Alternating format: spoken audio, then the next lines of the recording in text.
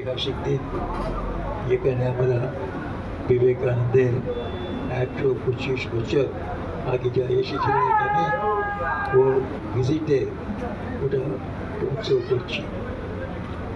কামাখ্যার এত বড় তীর্থক্ষেত্র স্বামীজি খুব ভক্তির সঙ্গে এসেছিলেন। এখানে এসে যেমন আপনারা অলরেডি শুনেছেন খুব খুশি হয়েছিল। এখানে মা কামাখ্যা ধামে শিবাকান্ত এবং লক্ষ্মীকান্ত আর ওদের সঙ্গে যারা যারা ছিল ওরা খুব ওনাকে সাহায্য করেছিল। স্বামীজি খুব সন্তুষ্ট হয়ে ওদের আশীর্বাদও দিয়েছিলেন, আর ওদের আশীর্বাদে ওদের বংশটা খুব ভালো আসছে। আমিও ওদের হয়তো পুত্র পৌত্র যারা আছে এদের বাড়িতে গেছি। আমি এখানে 1964-68-তে চেরাপুঞ্জি থেকে আসতাম। প্রত্যেকবার গুয়াহাটিতে আসার সময় মায়ের দর্শন করে যেতাম। তারপরে এগেইন 1976 থেকে ধরে 1989 পর্যন্ত 13 বছর অরুণাচল প্রদেশ ছিলাম। তখন যখনই আসতাম এখানে মায়ের দর্শন করতাম। তার মানে এখানে একটা 13 বছর, চেরাপুঞ্জিতে 4 বছর, 17 বছর মায়ের আশীর্বাদ আমি পেয়েছি। তো এখানে এসেছে, তো এখানে টেকু বসে আছে আমার ছাত্র। Today is a big officer ইয়ে, আমাদের স্কুলে 12 বছর পড়েছে। আমাকে দেখতে এসেছিল কালকে, ওর সঙ্গে আরও 30 জন এসেছে আমার ছাত্রছাত্রীরা। আমি আমাকে খুব খুশি হচ্ছে আজকে এখানে এসে কামাখ্যাতে এসে। এই জন্য আমাদের আশ্রমে এসেছি। তো এখান থেকে পান্ডারা আমাকে খুব ভালোবাসতো। ওদের বাড়িতেও গেছি, খাওয়া খেয়েছি। আর এই ঘরে প্রত্যেকবার উঠে স্বামী যেখানে উঠেছিলেন সেখানে গিয়ে ওনাকে প্রণাম করতাম। এখানে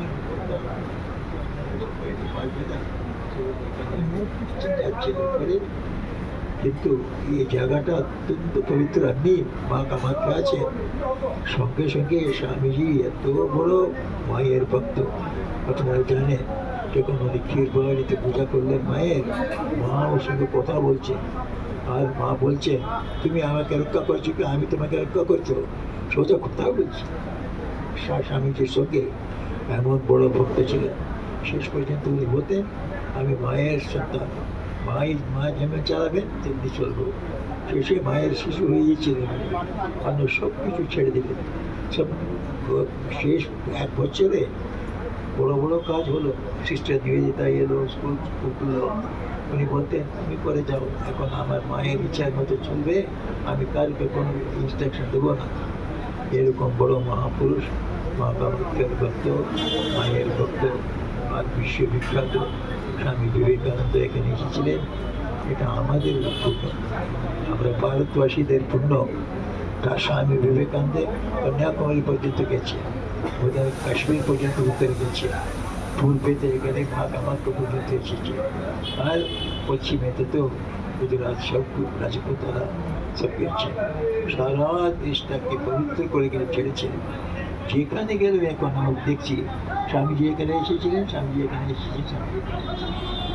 এরকম একটা ভারত দেশটাকে জাগ্রত করেছে। ওনার যাওয়ার কোনো কারণ ছিল না, ওটা অবলম্বন করছিলেন। উনি ঠাকুরের কাছে থাকার সময় ভগবানের দর্শন হয়ে গিয়েছিল, কিন্তু আমাদের ঘুরবার কোনো দরকার ছিল না। কিন্তু তীর্থে তীর্থানে এমন একটা কথা আছে সংস্কৃতি। এই মহাপুরুষরা অন্যান্য তীর্থেতে যায়, ও তীর্থগুলোকে আরো বড় তীর্থ করতে চায়, আরো পূর্ণ অ্যাড করতে চায়। আমাদের তাই করতে হবে। আমরা যখন বড় বড় তীর্থস্থলে যাচ্ছি, শুধু ওটা খুশির জন্য যায়, এটা টুরিস্টের মতো নেই। ওখানে গিয়ে আমাদের একটু নাম জপ করতে হবে, ধ্যান করতে হবে, ওটা তুমিও জুড়িয়ে যেতে হবে। সেই জন্য স্বামীজি সব জায়গায় ভারতবাসে, ভারতবর্ষে সব উত্তর থেকে দক্ষিণ পর্যন্ত, পশ্চিম থেকে পূর্ব পর্যন্ত সব জায়গায় পবিত্র করে গেছে। যেখানে গেল আমি চেন্নাইতে ছিলাম অনেক বছর, সেখানে উনি যেখানে ছিলেন যেখানে সেখানে বড় বড় প্রতিষ্ঠান হয়েছে, স্কুল হয়েছে, কলেজ হয়েছে।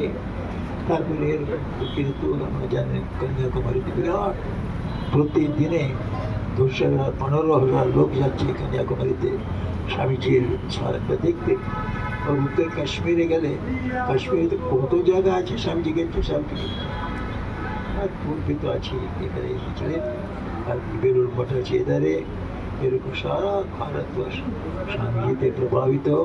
স্বামীজির সম্বন্ধে রবি ঠাকুর বলেছিলেন, তোমরা কোনো হিন্দু ধর্মের সম্বন্ধে জানতে চাও, স্বামী বিবেকানন্দকে পড়ো, উনি সব সময় সব পজিটিভ আইডিয়া দিচ্ছেন, পজিটিভ আইডিয়াস দিয়ে সবাইদের উৎসাহিত করছে।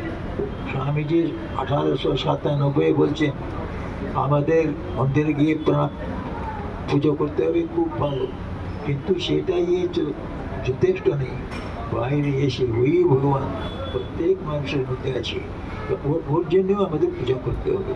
মানুষের পূজা মানে মানুষকে সেবা করা, ওকে ওর ফিজিক্যাল নিডস আছে, ওর বৌদ্ধিক নিডস আছে, ওর আধ্যাত্মিক নিডস আছে, যেমন যেমন ওর দরকার তেমন আমি মানুষের সেবা করব, এটাও ভগবানেরই পূজা। মানুষের সেবা ভগবানের পূজা একই, এটা স্বামীজি সব জায়গায় বলতেন। একে বলতেন শিবজ্ঞানে জীব সেবা, জীবের মধ্যে শিবই আছে, মানুষের সেবা করা মানে সাধারণ মানুষ নেই, প্রত্যেক মানুষের পেতে ঠাকুর আছেন, ভগবান আছে, আমরা যা করছি ভগবানেরই পূজা করছি। এরকম আমি যদি কাজ করি আমরা পবিত্র হয়ে যাব, আমাদের ভগবানের দর্শনই হয়ে যাবে, আমরা ভগবানের সন্তান হয়ে যাব।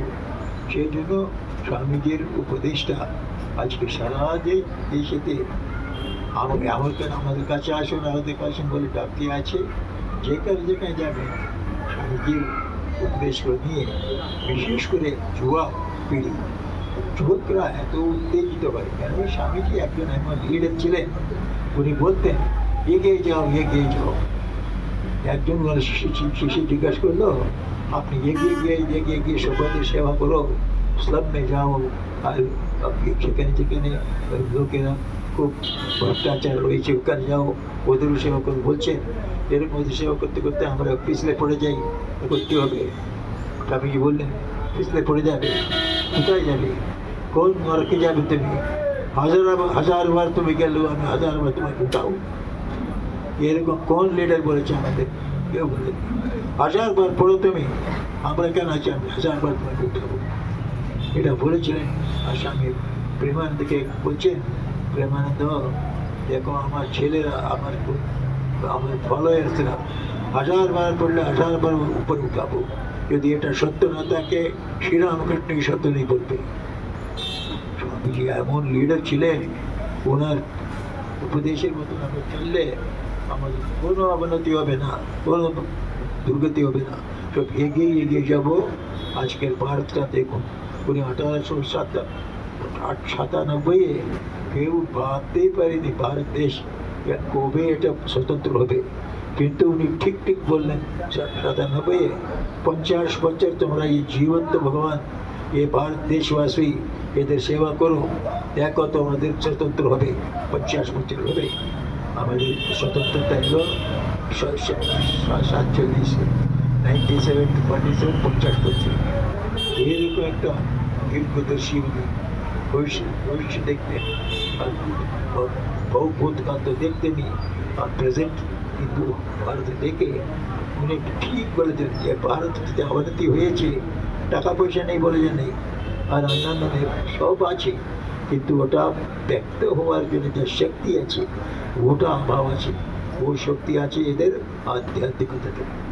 আধ্যাত্মিকতা মানে আমাদের উপনিষদ বলে প্রত্যেক মানুষের ভেতরেই পরমাত্মা রয়েছে, মানুষই পরমাত্মা, এটা উপনিষদের বাক্য। ওটা আমরা ভুলে গিয়ে এই জাতি ওই জাতি, এ ভাষা ও ভাষা, স্ত্রী পুরুষ বলে আলাদা করে প্রত্যেকের ভিতরে সেই ভগবান রয়েছে। আমাদের সবাইদের ভালোবাসতে হবে, সেবা করতে হবে, সবাইদের এক মিলিত হয়ে থাকতে হবে, এটা ভুলে গেলাম। স্বামীজি বললেন আমরা ঠিক আমরা বেদের উপদেশটা নিয়ে এটা আবার আমি করবো, উপনিষদটা প্রচার করবো, এটার দ্বারা আমরা সব এক হয়ে যাবে। ভারত দেশের সবই আমরা জাতি ভক্ত ভাষা সব ছেড়ে দিয়ে আমরা ভারতবাসী বলে এক হবো। তারপরে ভারতবাসীরা ইউরোপিয়ানবাসীদের সঙ্গে এক হবে, ওখানেও তো স্বামীজির ভক্ত অনেক আছে। ওরা বলেছিল আমরা ভুলে গেছিলাম আমাদেরই তোমরা ভাইরা, আর্য ভাইরা তোমরা, আমার ওখানে রয়েছ, আমরা ওই দেশে রয়েছি। এরকম পাশ্চাত্য পূর্বাত্য শক্তি একসাথে করে ছেড়েছে। ভারত দেশটাকে এক করে ছেড়েছে। ওনার এক নাম মেরে দক্ষিণেতেও চোখে জল ফেলবে, কামাখ্যাতেও জল ফেলবে, যেখানে এরকম স্বামীজি মানে ঐক্যের একটা প্রতীক হয়ে দাঁড়িয়েছেন। উনি এখানে এসেছিলেন, পবিত্র করেছেন। এই জায়গায় আমরা প্রতি বছর এটাকে উৎসব করি। আমি তো একবার এসেছি এখানে, আজকে অত্যন্ত হর্ষিত হয়েছে এই জায়গায় এসে স্বামীজির পূর্ণ জায়গায় আপনাদের সঙ্গে কিছু আমার বিচার রাখলাম। আপনাদের সবাইদের বিরাট পুণ্য আজকে এসেছেন। এই পুণ্য আমাকে আর এগিয়ে এগিয়ে নিয়ে যাবে। আজকে আমি প্রার্থনা করি ঠাকুরের কাছে, শ্রী শ্রীমায়ের কাছে, স্বামী বিবেকানন্দের কাছে ওরা সবাই আপনাদের দীর্ঘায়ু দেন, আর ভালো আরোগ্য দেন, আর ভালো আপনাদের উন্নতি দেন আপনার জীবনেতে, এবং উনি ভক্তি দেন আর শক্তি দেন আর মুক্তিও দেন। এই ওদের কাছে প্রার্থনা করে আমার কথাটা শেষ করছি। জয় রামকৃষ্ণ, জয় শ্রী শ্রী कामाख्या देवी, जय श्री श्री माँ शारदा देवी, जय विवेकानंद जी की जय।